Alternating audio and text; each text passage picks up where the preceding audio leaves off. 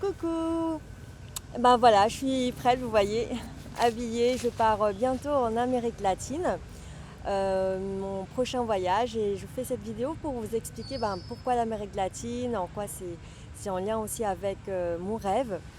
Euh, donc déjà, j'avais pas vraiment prévu ça depuis très longtemps. C'est juste en fait le début de cette année, enfin plutôt en milieu de cette année en mai.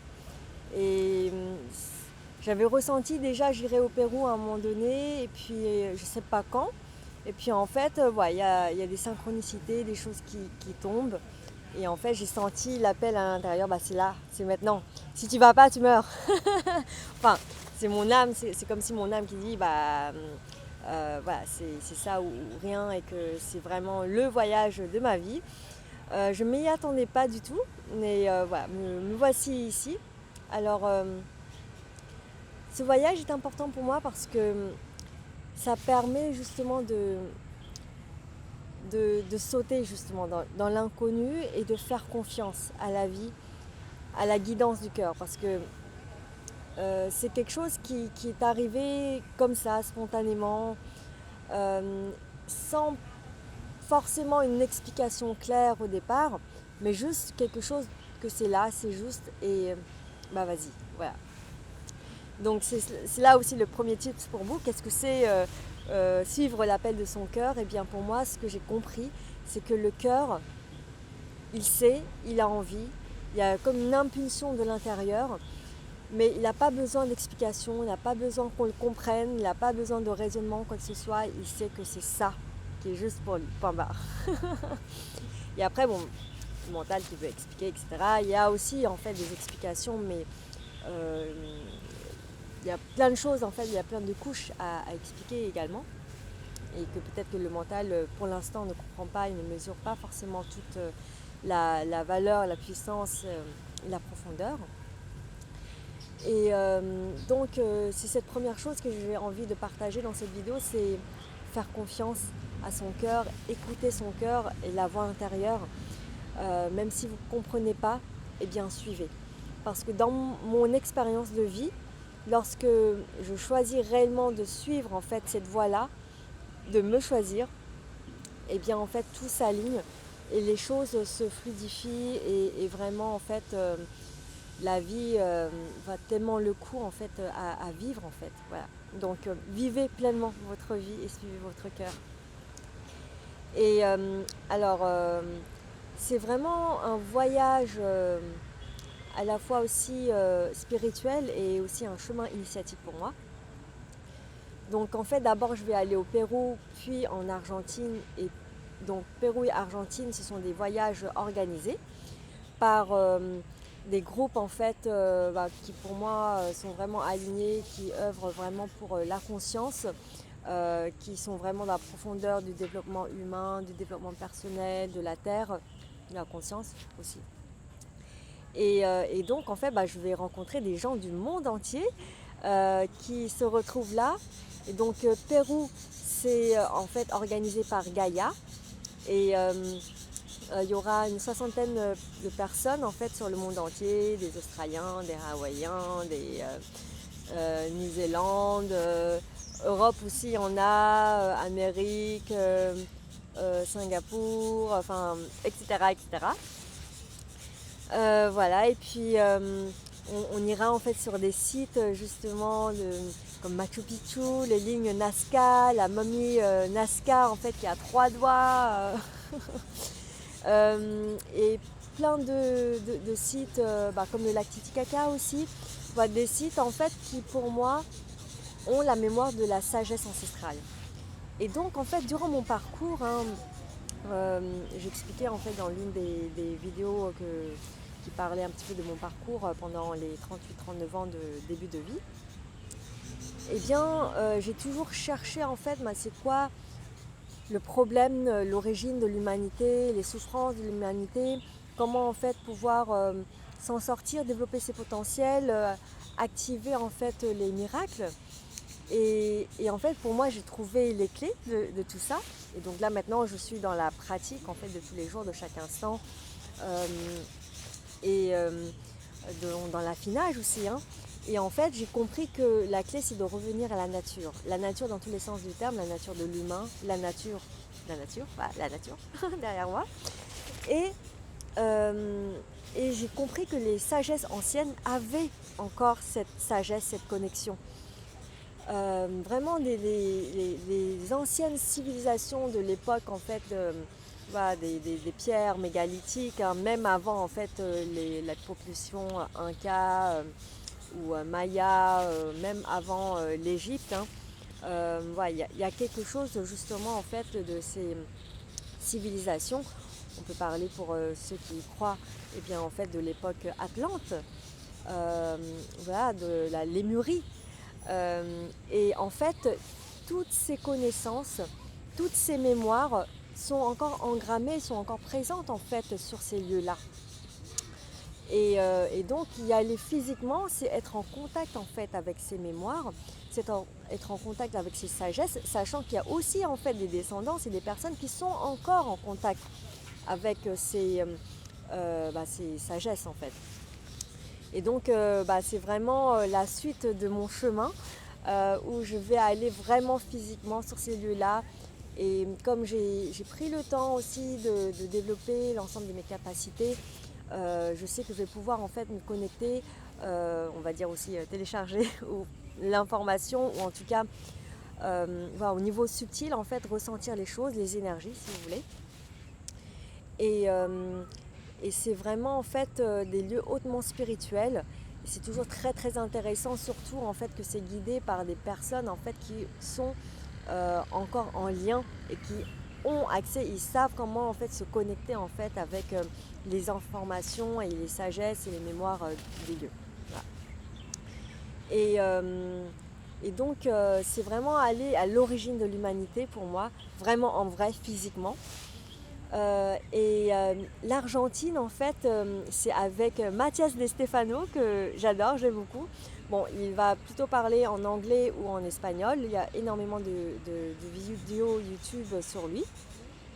Et en fait c'est quelqu'un qui m'inspire énormément et qui travaille également pour l'éducation, la conscience. Je trouve qu'il est beaucoup aussi dans l'humilité et aussi dans une grande sagesse. J'apprends énormément avec lui, c'est très inspirant. Et en fait, il a beaucoup voyagé sur Terre justement pour travailler au niveau énergétique de la Terre. Bon, sachez que l'humain, nous avons des chakras, nous avons aussi ce qu'on appelle la Kundalini au niveau de la colonne vertébrale qui monte. Et ben en fait, la Terre aussi, voilà, elle a aussi sa Kundalini, ses énergies, ses points en fait. Les énergies, il y a aussi des chakras. Hein. Par exemple, apparemment, les États-Unis, c'est le chakra de la gorge. Et donc, en fait, le serpent, Kundalini, serpent, bon, là, c'est un peu plus pour des personnes qui s'y connaissent un petit peu. Hein. Donc, désolé si vous n'avez pas cette connaissance, mais je sème la petite graine. Peut-être qu'après, vous allez, si vous y intéressez sur ce domaine, vous allez peut-être trouver en fait des croisements d'informations sur ça. Eh bien, donc la Terre, en fait, par rapport à la Kundalini, donc le serpent, le début, donc la tête du serpent commence en fait en Turquie et la queue se termine en fait en Patagonie et là où il y a aussi l'Argentine. Et donc en fait on va en Argentine sur cette année 2025, de 2 plus 5 égale 9, c'est une année en cycle 9 et donc ça ferme le cycle. Et on va aller fermer ce cycle-là et ouvrir en fait un nouveau cycle en semant aussi d'autres graines de conscience par rapport à nos énergies, à notre conscience, à notre travail énergétique sur place. En quoi c'est très important? Parce qu'en fait, la Terre monte en vibration. Donc ça, il y a aussi scientifiquement, c'est prouvé. Il y a aussi en fait le pôle nord magnétique s'est déplacé.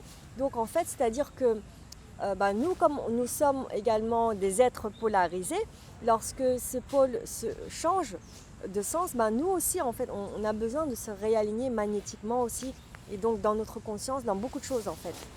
Et avec l'augmentation de la vibration, donc une vibration haute, en gros, c'est comme quelqu'un qui est en joie, qui est en paix, qui est dans l'amour, qui est dans le partage.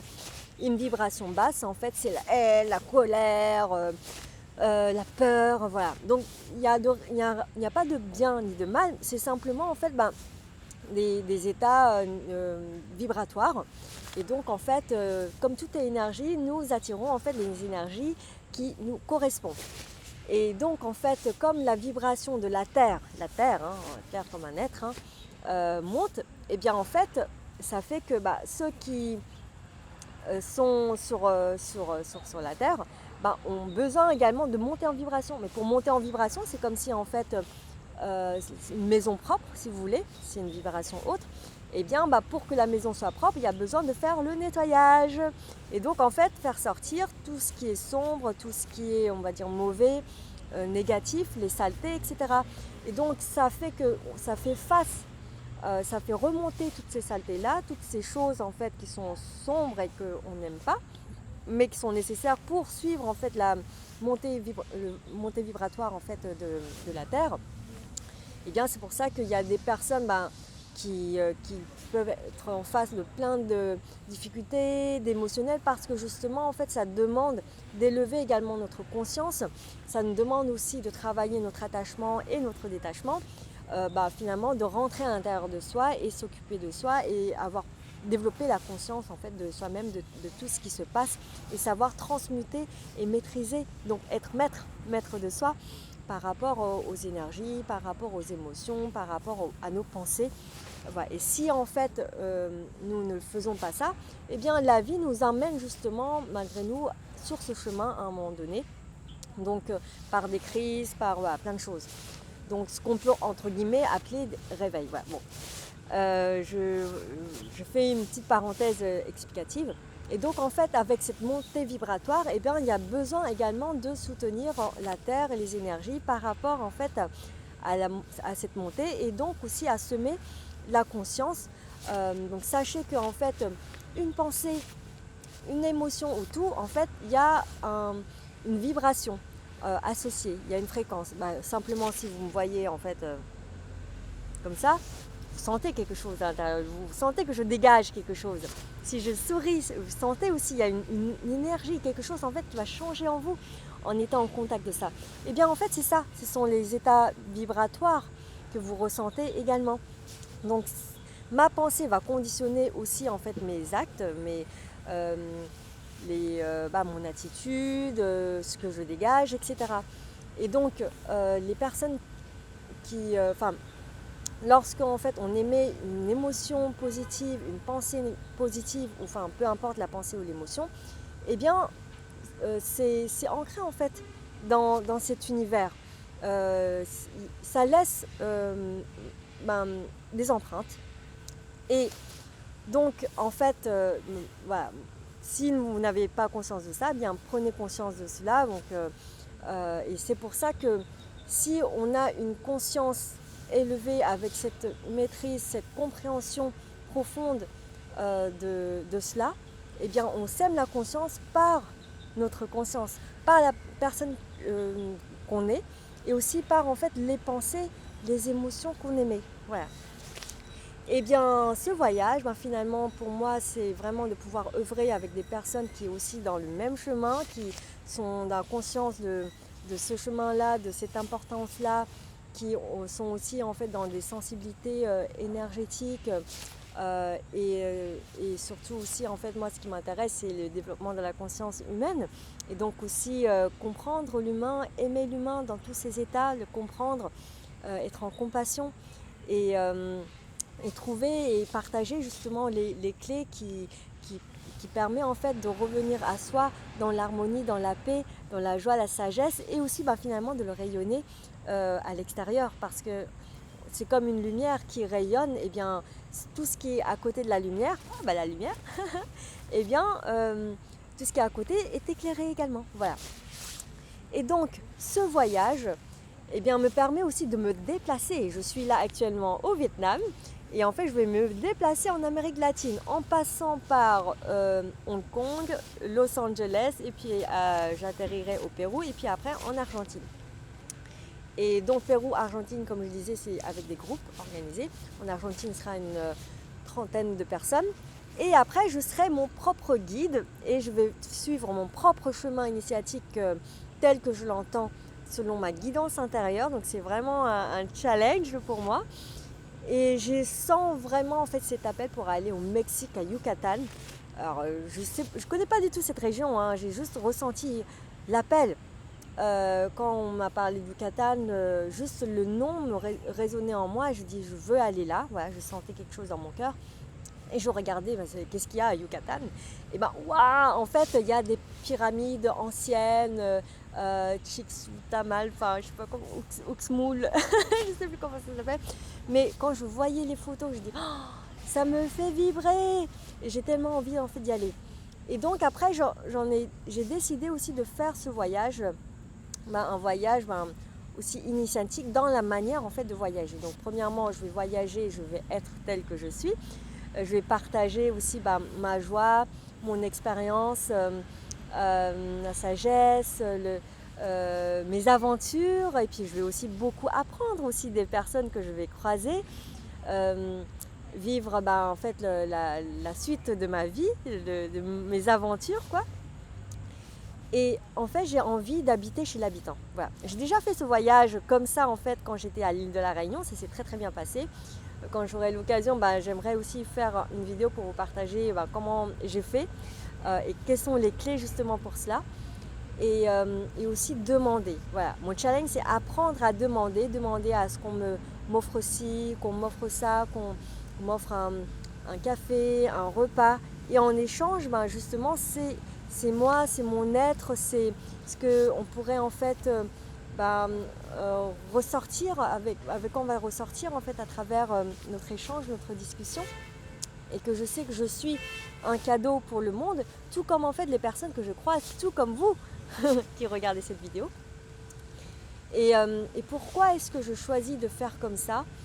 C'est parce que je comprends que le monde, enfin en tout cas c'est dans ma croyance, mon idéal, le monde peut changer et si finalement chacun met à disposition ce qu'il a et le partage. Et pour pouvoir faire ça, il y a besoin en fait d'être réellement en sécurité, en confiance, dans le discernement et dans la connexion, déjà avec soi-même, en paix avec soi-même, en harmonie avec soi-même. Et on peut le faire du coup en fait avec d'autres. C'est pas juste en fait de la naïveté. On ressent aussi les choses, on sait comment répondre en fait aux choses face en fait à l'ensemble des perspectives qu'on pourrait avoir. Et pour moi, je suis en fait une cellule du corps de l'univers. Et chaque cellule, en fait, elle est ce qu'elle est. Même si elle a toute la mémoire et l'information du patrimoine ADN génétique du corps, mais elle s'est spécialisée pour être dans sa fonction, pour pouvoir servir le corps. Et en fait, du moment que la cellule est réellement elle-même, eh bien, si chaque cellule est réellement elle-même et fait sa fonction, et bien là le corps en fait va bien et que chacune est en échange et dans l'écoute en fait de ce qui se passe. Sauf que le problème en fait actuel c'est un peu comme les cellules cancéreuses. On se développe, on va aller manger plein de territoires, développer le plus de territoires possible, garder le plus pour soi. Cette idée d'avidité, de possession absolument, ou bien en fait comme dans les problèmes, les maladies auto-immunes, et bien en fait on s'entretue, voilà. C'est ce qui se passe également dans le monde. Et bien en fait nous sommes comme des cellules déconnectées du corps et défectueuses et avec des informations qui sont erronées, qui ne sont plus en fait saines. Ouais. Et donc en fait il y a besoin de rendre ce côté sain de la cellule et après la cellule va pouvoir en fait servir le corps. Et lorsque en fait la cellule de foie fait ce qu'elle fait, la cellule du sang fait ce qu'elle fait, et bien en fait elles sont nourries. Mais si le foie dit ouais non mais c'est bon, je veux plus filtrer le sang, et bien vous voyez comment va devenir justement le corps de l'univers. Voilà. Et donc en fait je décide de voyager avec cet état d'esprit. Je suis ce que je suis au service de moi-même, du monde, de toutes les personnes que je croise, de tous les êtres que je croise.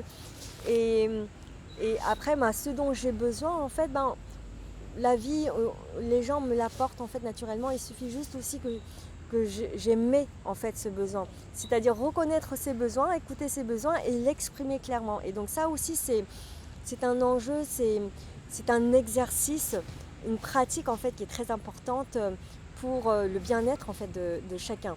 Mais voilà, j'exprime ma demande. On me donne pas, c'est ok. Et qu'est-ce qu'on pense de moi, c'est ok aussi. Voilà, donc c'est vraiment en fait faire face à ça parce que souvent on peut avoir cette sensation de culpabilité, ouais mais qui je suis pour demander, ouais, ou la peur du rejet ou plein de choses. Ben voilà. Comme je sens en moi en fait, il y a aussi cette peur là, je dis bon bah tu vas t'entraîner à ça en demandant sur ce qui pourrait éventuellement te déranger. Voilà. Et donc le fait de vivre aussi chez l'habitant, de faire des demandes spontanées comme ça, même en fait avec des inconnus, bah, va me permettre en fait d'ouvrir le champ des possibles de rencontres et voilà, d'avoir plein de surprises. Je laisse vraiment ouverte à la vie, à la guidance. Alors vous pouvez dire ouais mais attention, c'est des zones dangereuses, etc. Et voilà. Sachez que je suis consciente qu'il y a aussi des dangers. Mais moi je dis tout le temps, même s'il y a 99% d'échecs, il y a 1% de réussite. Et moi je me concentre sur ces 1% de réussite là. Ça ne veut pas dire que je ne suis pas consciente de l'échec, mais je me concentre sur ce qui me permet de réussir. Et comment cela se passe aussi, c'est en fait, c'est encore une fois la conscience et le discernement. Je me suis entraînée déjà en fait, j'ai déjà fait de l'autostop, j'ai déjà fait en fait habiter chez l'habitant et tout s'est très très bien passé pour moi. J'ai rencontré plein de monde qui dit ouais mais viens chez moi, des gens très sympas et parce qu'en fait quand ils sont en contact de mon énergie et quand je partage ma philosophie de vie en fait ça les inspire tellement, ça donne tellement envie que dis mais viens, j'ai ça. Mais en fait il y a des gens mais qui ont des maisons, des endroits énormes. Super sympathiques et en fait ils ont envie de partager mais peut-être pas forcément à n'importe qui. Ouais, et donc moi non plus je ne vais pas aller chez n'importe qui, donc tout va dépendre justement de mon ressenti, de mon feeling, etc. Voilà. Donc je fais confiance à ma guidance, mon intuition, ça fait partie aussi du chemin initiatique. Et je lance également un appel aux dons pour me soutenir en fait sur ce voyage. Je fais le calcul, j'aurai besoin à peu près de 4000 euros. 4400 euros, quelque chose comme ça. Voilà, donc en fait, si vous avez envie de faire des dons, toutes les informations sont en commentaire. Et également, voilà, il y a aussi le livret d'explicatif en fait sur ce voyage. Et également, je vais créer aussi un lien Facebook, un groupe Facebook, pour pouvoir partager mes aventures. Voilà. Eh bien, je vous remercie énormément pour votre écoute et puis à la suite pour l'aventure. Et aussi sur les lieux sacrés, eh bien, je partagerai en fait mes rêves et aussi vos rêves. Si vous m'envoyez en fait vos rêves ou vos envies ou ce que vous avez envie de transmettre, voilà. Donc ce voyage, c'est la réalisation d'un rêve. Donc en contribuant également à ce voyage, en fait, vous co-créez avec moi et vous dites, oui, c'est possible justement de réaliser le rêve. Je vous embrasse, à très bientôt, ciao ciao.